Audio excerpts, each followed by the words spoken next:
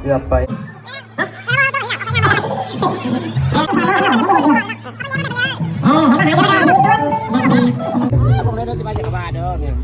เป็นเกี่ยวกับแม่มาสนับสนุนให้จะเป็นกระทำการทำความชั่ว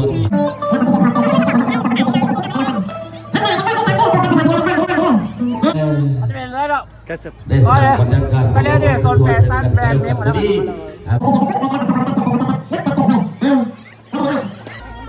เป็นเต้นกับเป็นบอลเนี่ยสู้สัมผัสเร็วไม่ต้องงานแบบแฟชั่นโชว์พอเป็นห้างเดือดบ้างห้างเดือดในประเทศลาวเลยก็ต้องการแบบนอนส่วนใหญ่เอเวอร์ติงถ้าเขาได้ซื้อไซส์กันแพงกว่าซูเปอร์ซื้อเนาะถ้ามันเหนือซื้อไซส์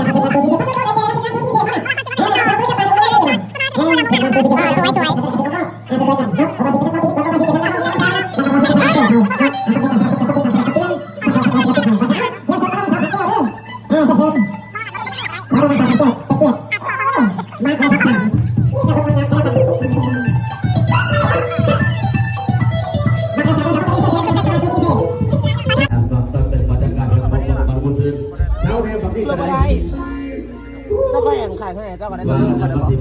บอใส่ถุงอะไรมาบอใส่ถุงจังหวะเรื่องของเขาใส่ถุงผมว่าใส่ถุง